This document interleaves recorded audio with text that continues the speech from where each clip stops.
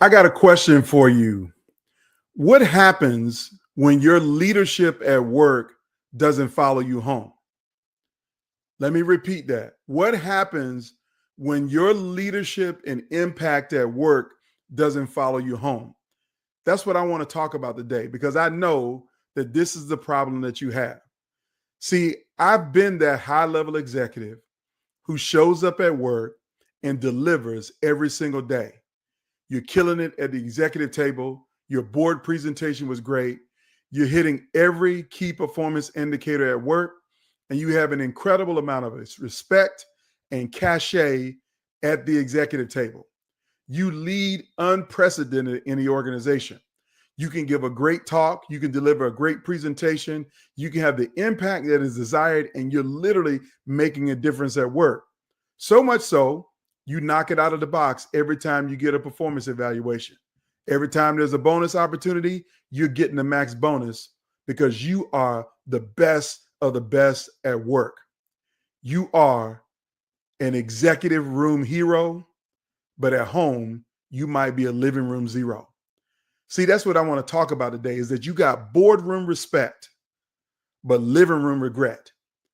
Now, when I say boardroom respect and living room regret, I'm talking about the executive who's killing it at work, doing all of the right things they need to be doing at work, but they come home to strained conversations. They come home to distant communication between you and your partner. They come home to kids who will barely look up from their phones to see you. Maybe they don't even come out of their bedroom. See, you are the executive who has the highest level of respect and impact in the workplace, but at the same time, when you're at home, you're leading in the most distant way possible, that you're not there, because work can become so much a part of your day and so much a part of your life that you're really, really busy. You're not only busy, you're delivering at a high level. And so you come home expecting to have the same kind of euphoria that you have in the workplace. But it don't work like that, because the people at home don't care about the same things that the folks at work care about. That your KPIs in the workplace mean absolutely nothing to your children. It means absolutely nothing to your partner. But literally, you leave the workplace on the highest level, the highest plane of impact. You are the leader that everybody admires, that's doing all of the great things, but you come home and that leadership role falls. And when I mean fall, I'm talking about executives. They're not bad people at all. They're not bad. They don't have any malintention. Their whole goal is to be great, not only at work, but to be great for their family. But what ends up happening is that it's so much easier to lead at work. And you do it in a place where it's easy and not in a place where it's hard. And that's at home. See, you try to make the excuse around it. You know what? Well, I'm working so hard for my family, that I'm trying to get this bonus for my family, that I'm trying to kill these KPIs so I can make as much money and put my family in the best position possible. You say to yourself that I don't need to spend as much time at home because work is where I'm creating the opportunity for home to be great. That your kids got nice clothes, they go to great private schools, your wife's got a nice car, she's got the nice clothes, she's got the bag, she's got all of the things that she wants, and it was made possible because of how hard you work and how much time you spend away from home, that you had to go see that client. You had to go take that business trip. You had to be at that company retreat. You had to do all of the things that you need to do. And at the same time, You missed the baseball game. You missed the cheerleading tournament. You didn't show up for the parent-teacher conference. You missed the school performance because those things happened at the same time that you needed to be at work. And so the distance between the leader at work and the leader at home couldn't be further apart. Is because your leadership in the workplace is not translating to leadership at home. And then even when you do come home, you're still so consumed with work, you can't put down the cell phone. You can't put down the iPad. You're doing calls all night when you get home. And so next thing you know, the family has had dinner, the kids are in bed, and you look up and you're in the living room all by yourself. Maybe even the bedroom all by yourself. See, this is a challenge that so many executives are dealing with, that they get boardroom respect, but they have living room regret.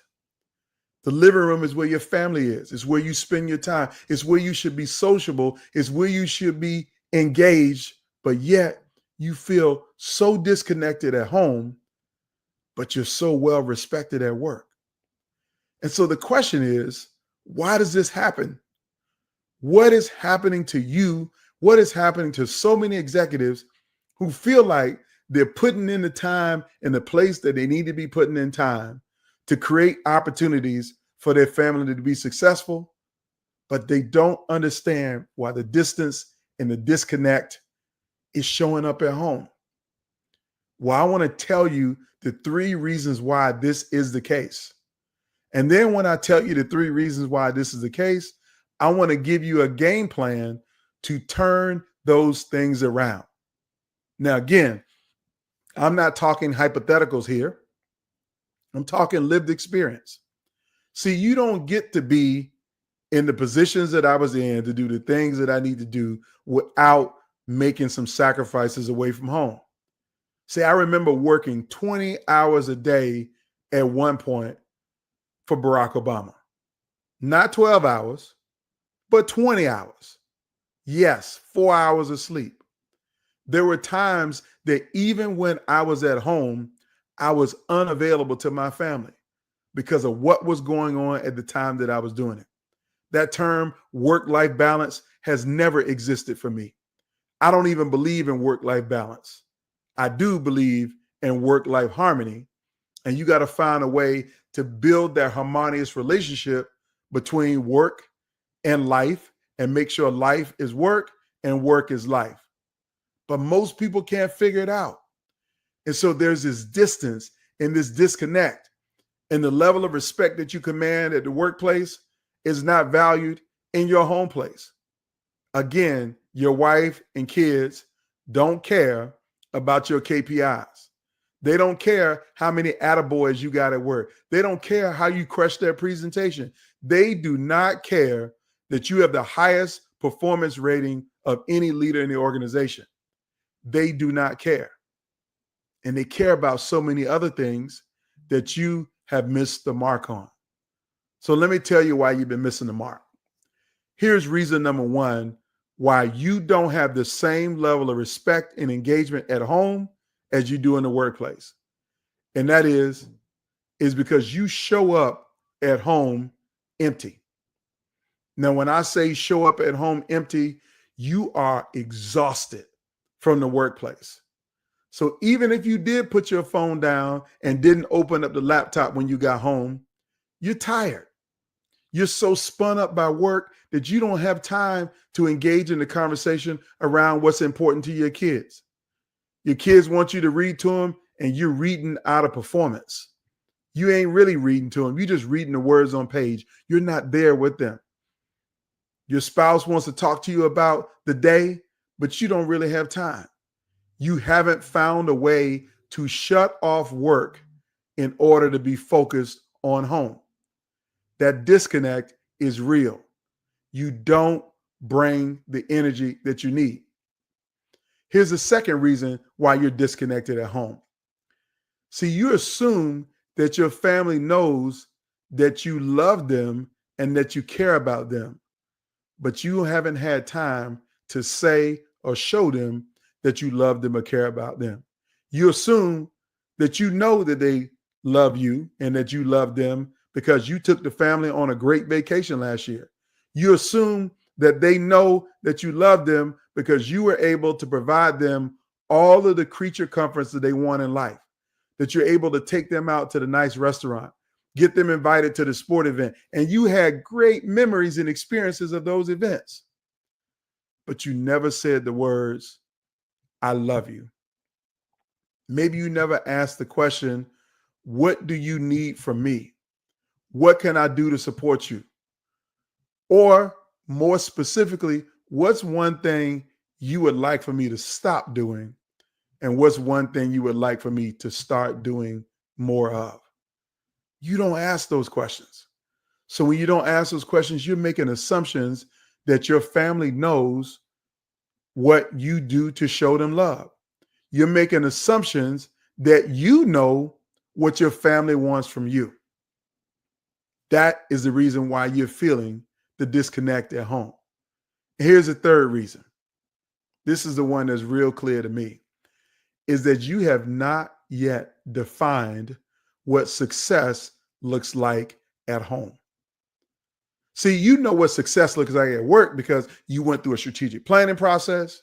You build out these organizational goals. Then you build out these tactics. You build out these strategies. You build out all of these things at work so you can define success at work. So you know what winning looks like. Every quarter, you know what success looks like at work. But you have yet to define what success looks like at home for you and your family. So when you don't have that defined success at home, you're going to end up being a boardroom hero, but a living room zero. A boardroom success, but a living room stranger. And you don't want to be that. You don't need to be that. Your family doesn't deserve that. And most importantly, you don't deserve that.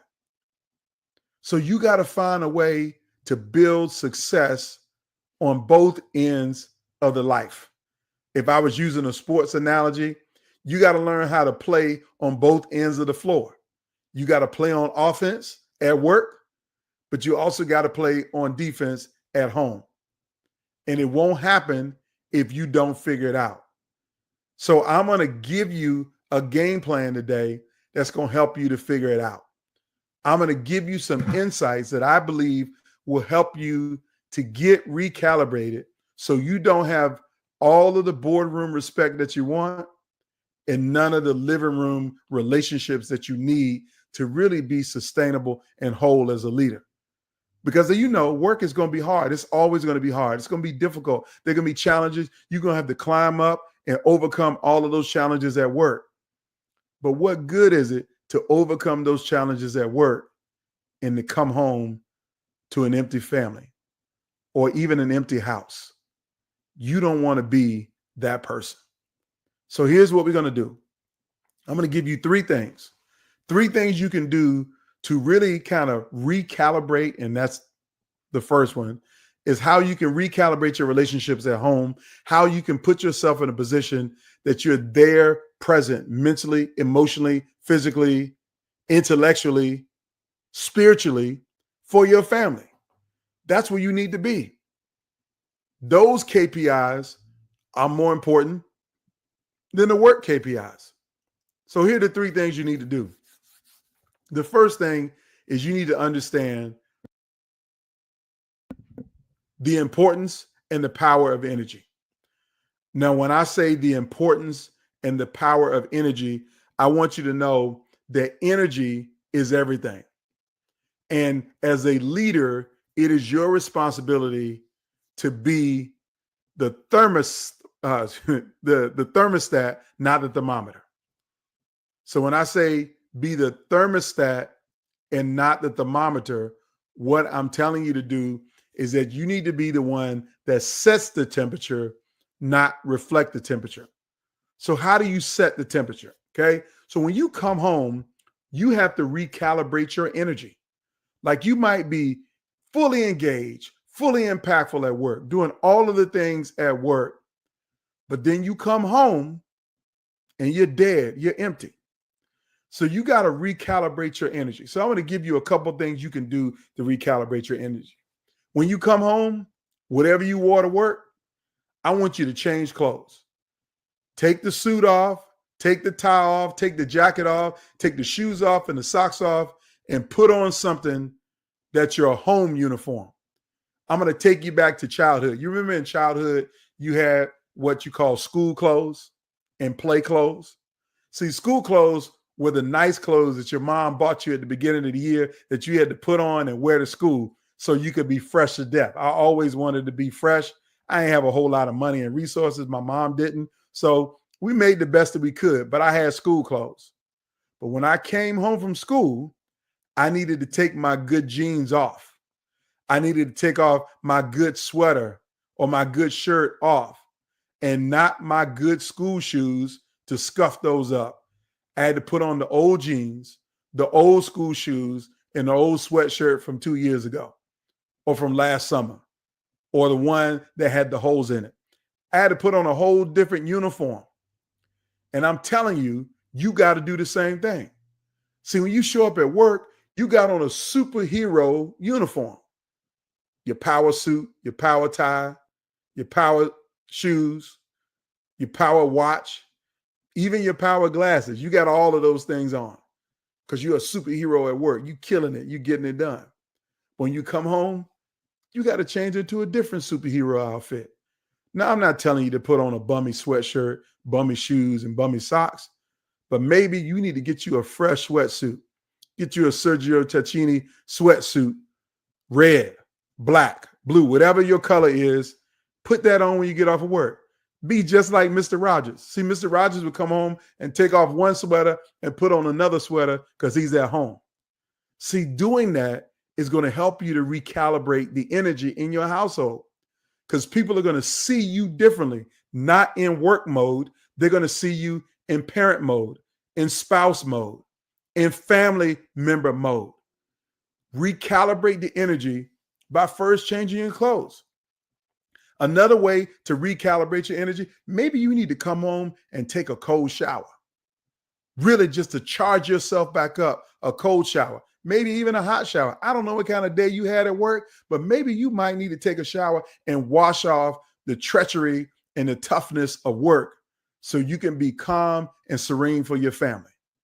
Maybe it's a special cup of coffee or a special tea. Whatever you need to do, you need to recalibrate your energy when you come home.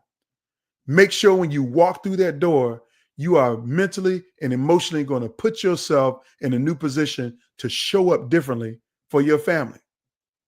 And maybe you don't need to change clothes, but you need to do something to let people know you are home and you're ready to be engaged with the family.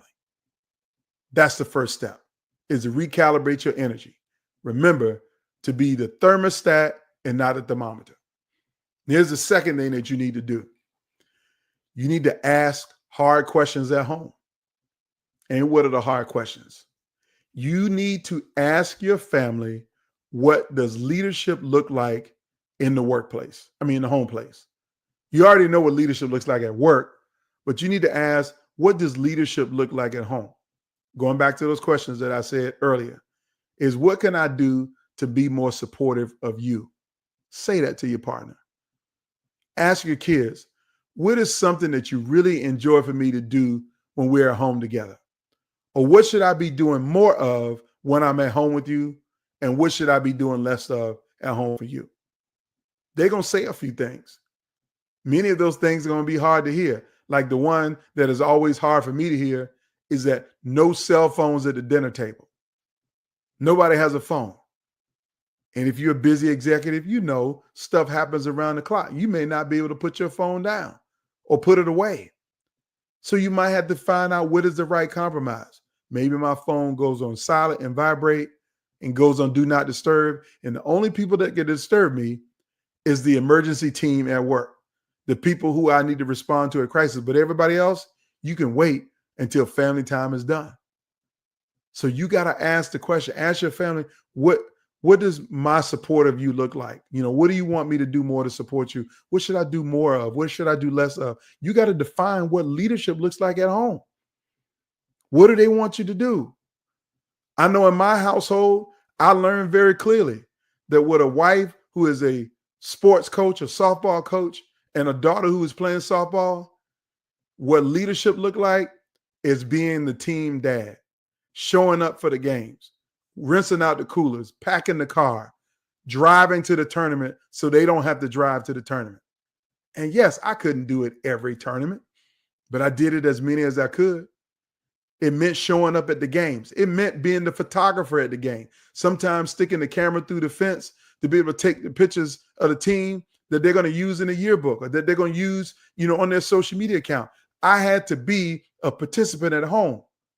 Nobody cared about my suit, my watch, all of the bad superhero stuff that I would do on stage. I mean, the bad, man, I'm talking about bad meaning good. The badass stuff that I would do on stage. They didn't really care about that. They wanted me to be there and be the team dad, one of the team dads, showing up at the tournament, cheering from the sidelines. That's what leadership looked like. And leadership will always evolve. And so now that my daughter's in college, leadership has to be something else at home. Whatever it is you got to do, you got to ask your family, what does leadership look like? Now, here's a third thing that you need to do. And this is really, like, all of them are important, but this is the one I think, I will say will change your life, is that you need to make leadership at home a system. You need to make leadership at home a system. So what am I saying to you? A system. This is what I'm saying. The same way you got your staff meeting scheduled on your calendar, the same way you have your team one-on-one scheduled on your calendar, the same way you have those quarterly board meetings scheduled on your calendar, the same way work is scheduled into your life, you need to schedule home life the exact same way. What am I saying to you? I'm saying to you, you better put date night with your wife on the calendar. You better put date lunches with your wife on your calendar. If you need to have a family business meeting, we have a family business meeting twice a month in our household. One at the first of the month and one at the middle of the month. They need to be scheduled and on the calendar. If you're taking your wife on a weekend trip, it needs to be scheduled. If you're thinking about going to a concert, figure out in a year when you're going to take her to a show or to see something that you both want to see. Schedule it on the calendar. We schedule the football games on our calendar. The University of South Carolina Gamecocks. We got an NBA game on the calendar. You got to schedule leadership at home into your life. Build it as a system. These are the things that we're going to do together every month, no matter what. Here are the dates that we're going to spend time. This is how we're going to enjoy each other's company. This is what we're going to do for the kids. Whatever it is, it needs to be scheduled. It shouldn't be happenstance or by accident. You got to be focused on it. So if you want your leadership to follow you home, if you want your leadership to be in the home, then you have to really learn how to recalibrate your energy. You have to ask your questions of what does leadership look like at home. And then thirdly, you need to build a system where you schedule being present in the moment for the people you care about most. Because if you don't, you won't just have silence at home when you get there. You'll have suffering and you're going to lose the people most important to you. And you can't afford to do that. Because if you lose that, then you won't be good to anybody at work.